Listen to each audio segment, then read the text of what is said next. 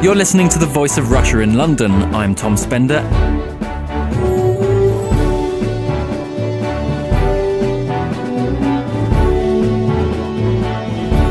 Today we're discussing the legacy of Venezuelan President Hugo Chavez, who died last week.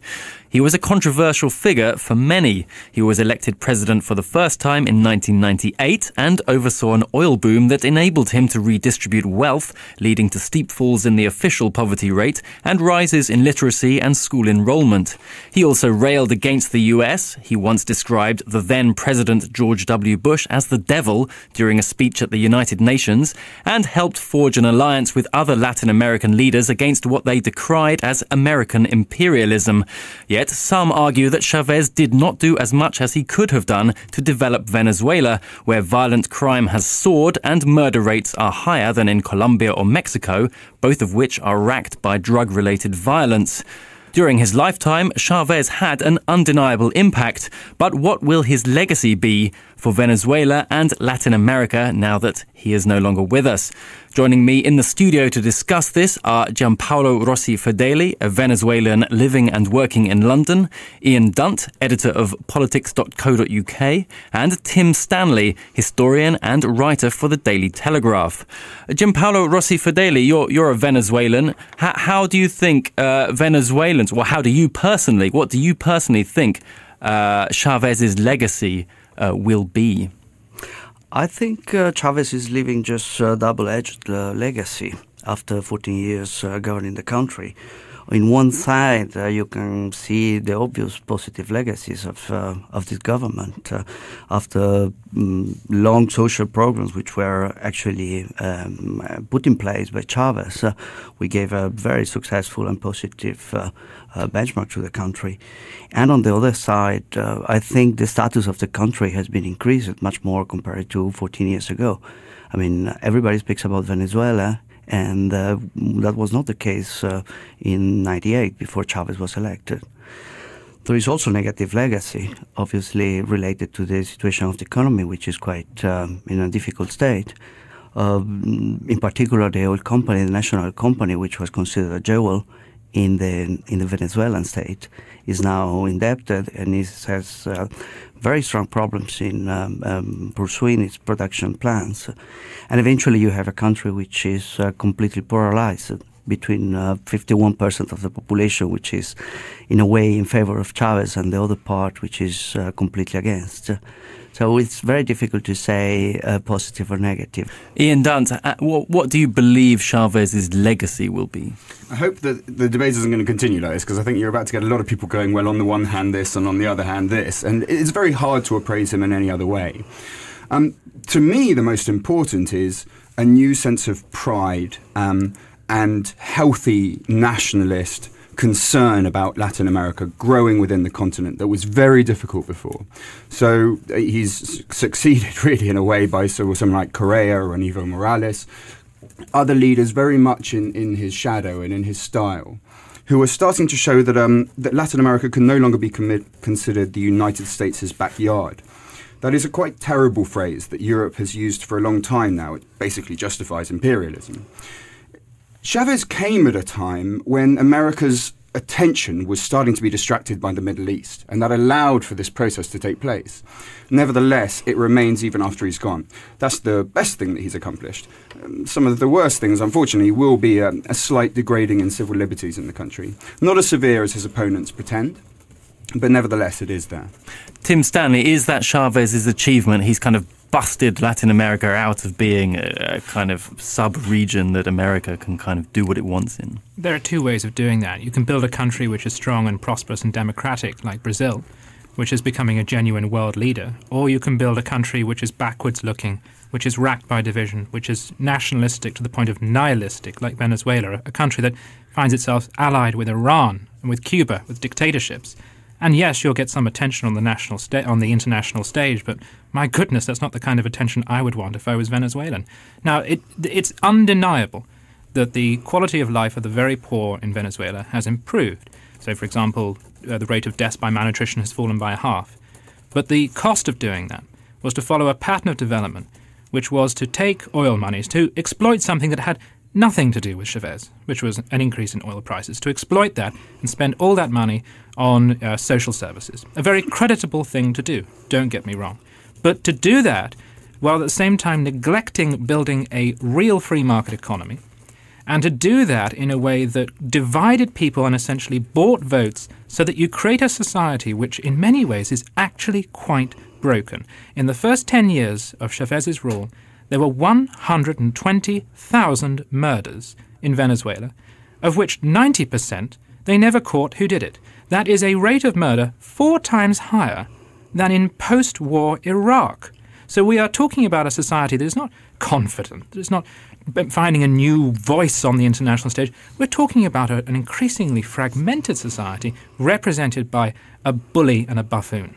But sorry, go on. An extraordinary amount of doublethink going on there. I mean, first of all, you would have to appraise Britain in the same way in terms of our friendships with authoritarian states. For instance, we have very close relations with Saudi Arabia.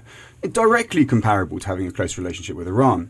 Secondly, if you're to look at the way that very free market economies, which most of them are in Latin America, under US influence, influence is a generous word to use, they have very similar rates of crime, of homicide. You look at Guatemala, you take Nicaragua, most of Central America under American influence of insisting on a free market economy has almost identical problems.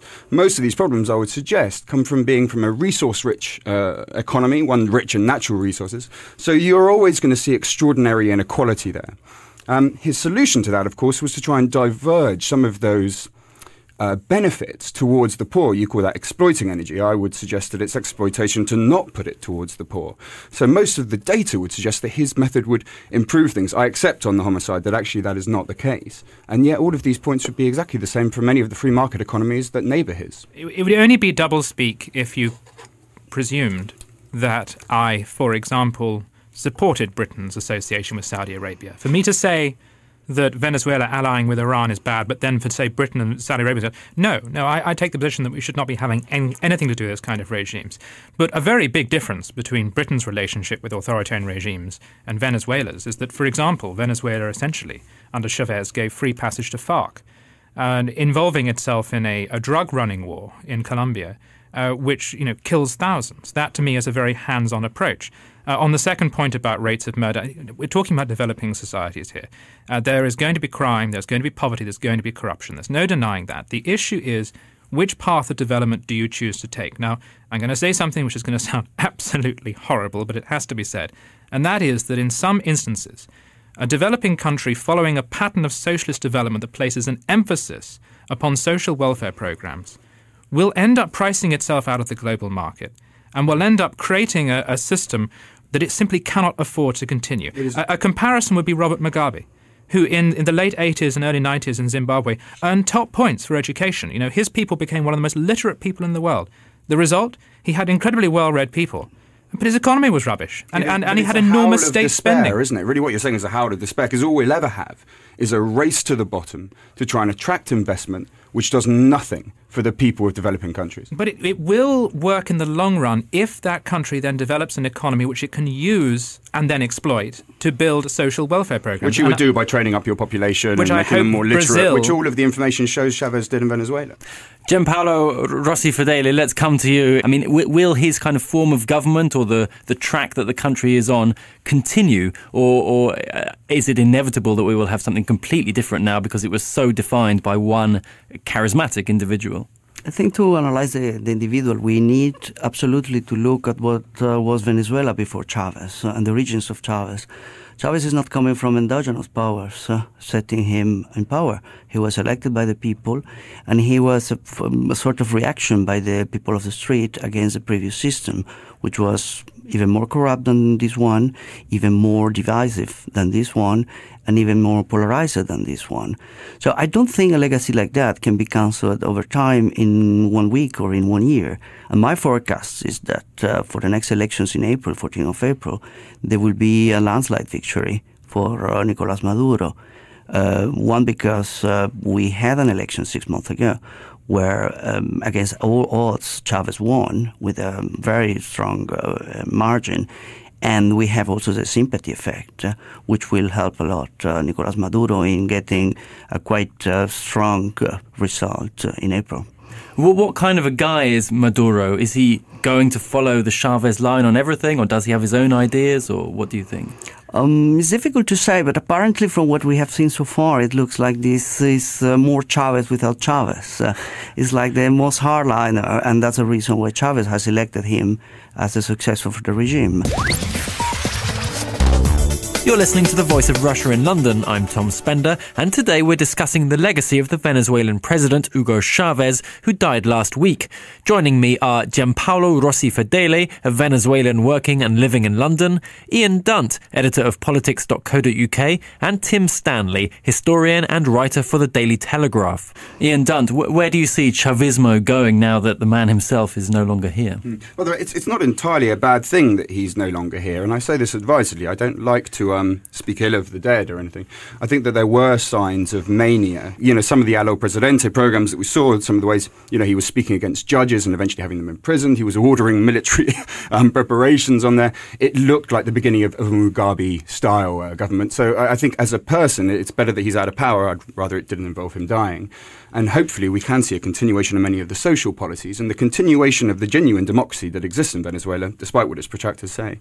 Tim Stanley, I want to ask you, do you agree, firstly, with the premise that Chavez did help build a sense of pride for much of Latin America, or do you think that this would have happened anyway with the emergence of Brazil?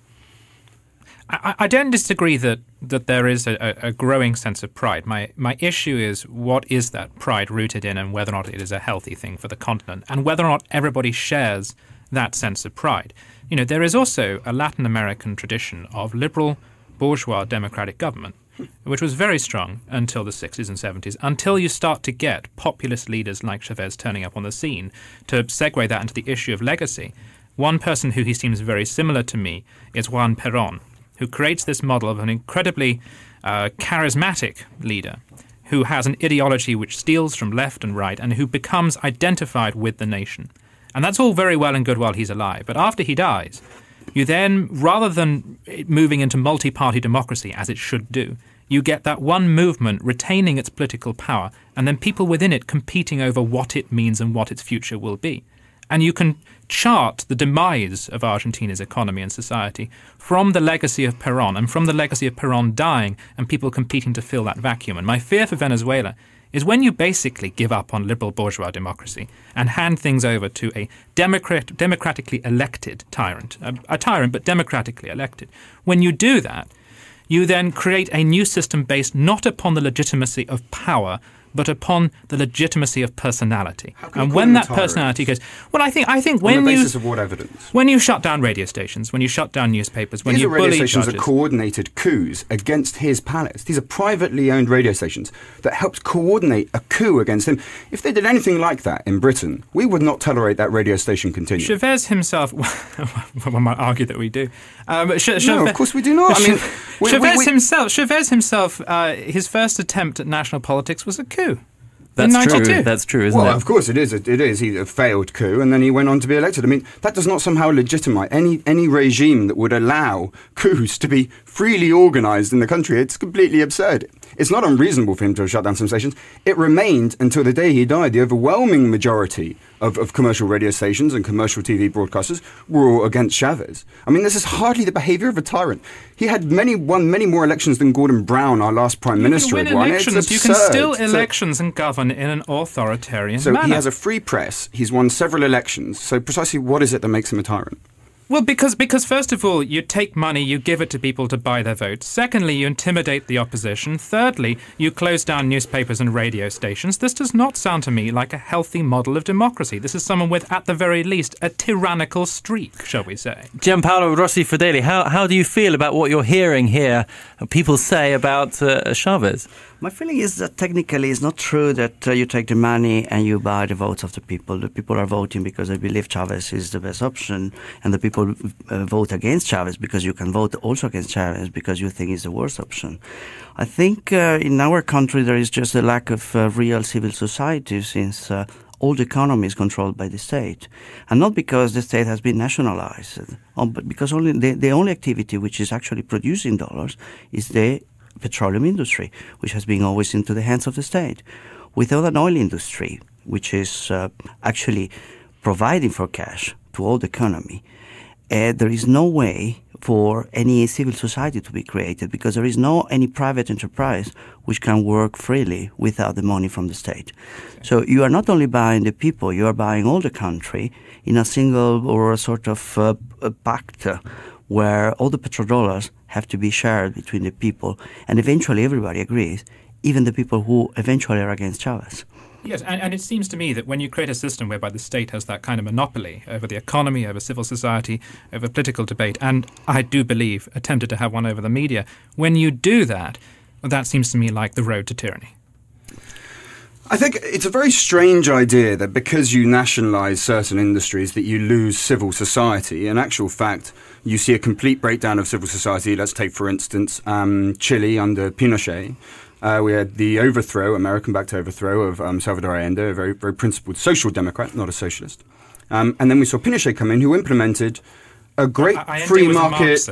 Allende was absolutely, a Marxist. in fact, absolutely not. And if you look at the moderate policies that were followed by the Allende government, you would see that that is a completely inaccurate way to describe it. Nevertheless, it's how he described himself. When Pinochet comes in, it's how he described himself.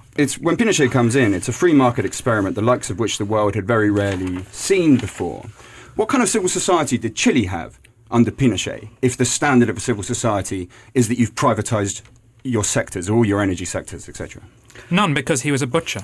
He was a military dictator. So that's got nothing to do with the economic policies. That's to do with the fact that he was a dictator, replacing, by the way, a Marxist. Giampaolo Rossi-Fedele, you want to come in here? I would like just to give you a small example, very symbolic, about how to control the civil society. To print papers, newspapers, you need paper. Venezuela doesn't produce pulp paper, so you need to buy it. Normally they buy it from Canada. To buy it, you need American dollars. If you are not following some rules within the state, you don't get the permission to obtain the dollars, to buy the pulp for the paper, to make paper for the newspapers. And this is all related to the fact that the financial flows are controlled by the state, and no private or individual organization can handle a real opposition without money. Is there a desire on the part of people who would like to develop a civil society in Venezuela to change all this? It would be very difficult at the time being. I think this is going to stay as it is during the recent oil prices. If we will see prices over $100, as we see now, I think the state will be able to control all the revenues and to keep the people in favor and the people against under control.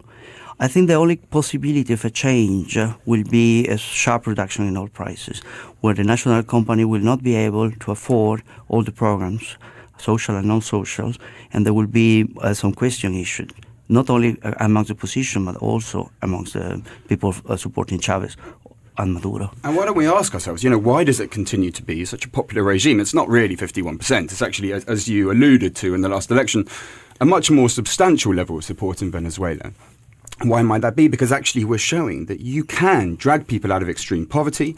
That went from, I think it's 26% to 8% according to World Bank figures in Venezuela But surely this is the easy gain. Surely this is the easy gain. You redistribute some of the wealth, you knock out some of the worst poverty. But surely the hard stuff is what Giampaolo has been talking about there, is going to the next level, developing a thriving, entrepreneurial civil society. That's part of it. Absolutely, that's difficult. And has Chavez managed to do that? The suggestion seems to be that he hasn't. And certainly we're not going to start talking about him as the most perfect leader or the angelic image that perhaps some of his followers would like us to talk about him in those terms.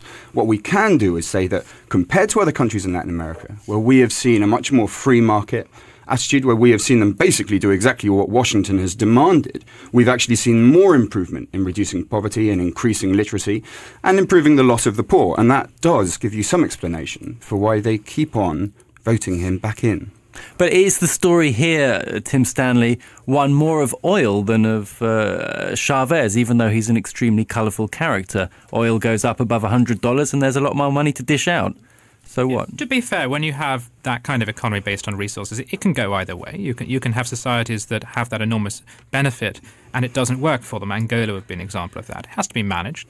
And I'm not denying that he has used that money to improve the lot of his people. But my goodness, it's not It's not as difficult to win elections and to lower poverty when you're sitting on a massive amount of oil than it would be if you weren't sitting on a massive amount of oil. And Giampaolo made a very important point, which is what will happen when oil prices drop considerably. One of the things that undid Peronism in Argentina was the international collapse in beef prices. And that made it impossible to finance his social revolution. And if that happens in Venezuela, well, then you not only have a crisis for the Chavez movement, but you have a crisis for Venezuelans too, because they'll find themselves in an economy which is top-heavy when it comes to social spending and which does not have a healthy civil society or free market to fall back on.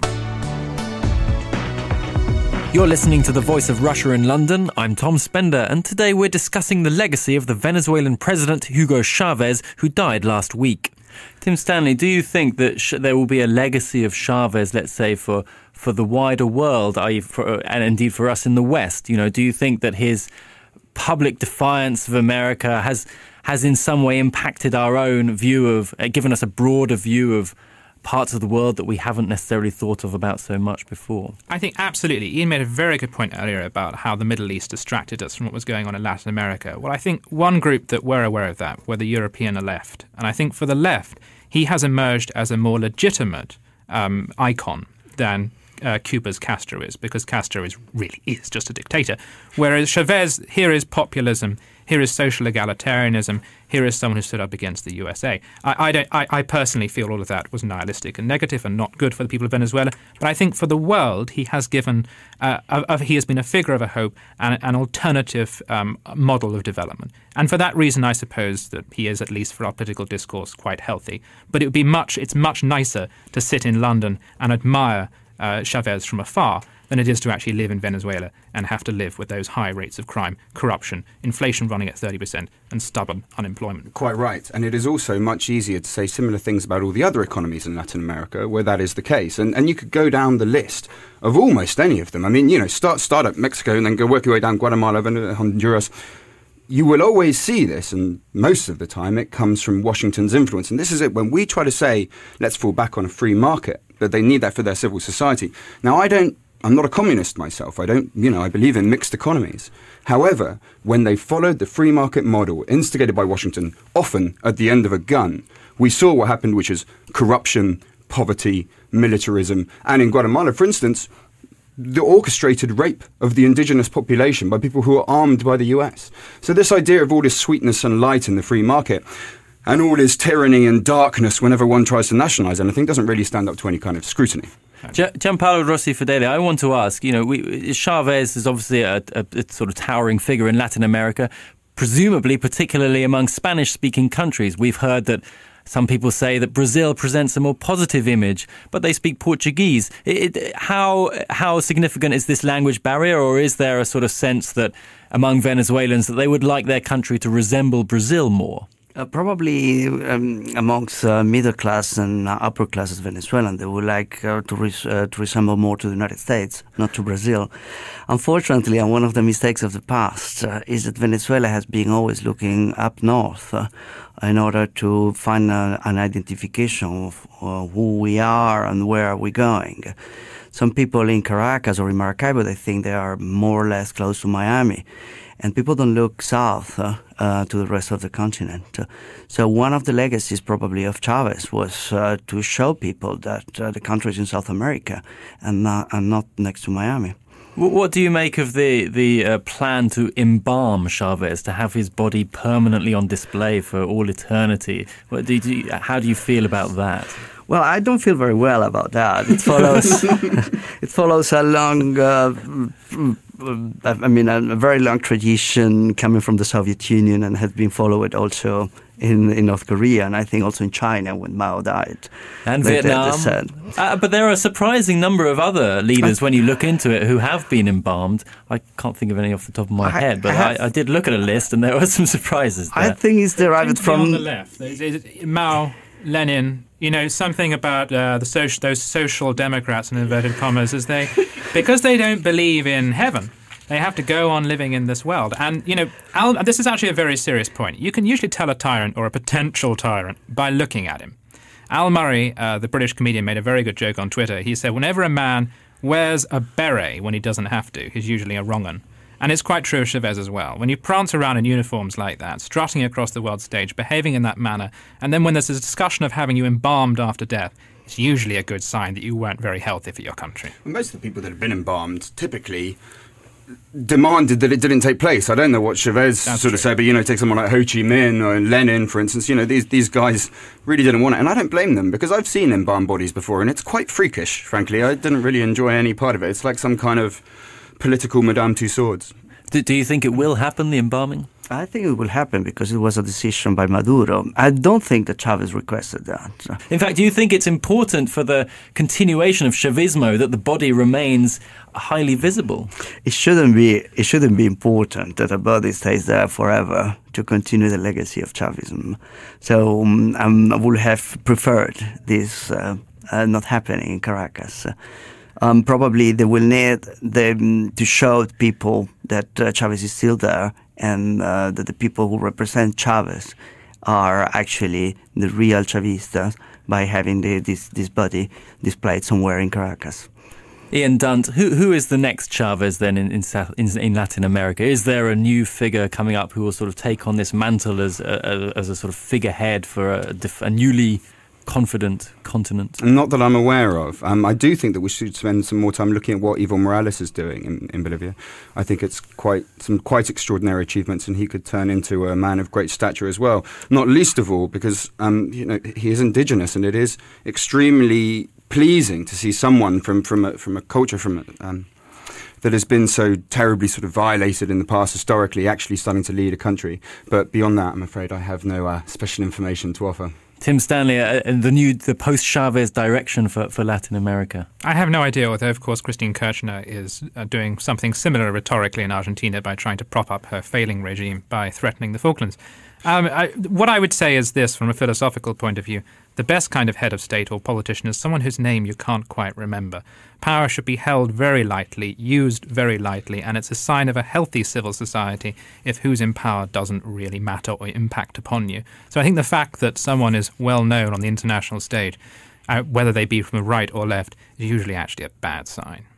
Well, we've run out of time. I'd just like to wrap up by going around the table. We've covered this to some extent already, but I just want to ask, in a sentence, if you can sum up the legacy on a national, international, or whatever kind of scale you want, just sum up what Chavez has for a legacy, Ian Dunt.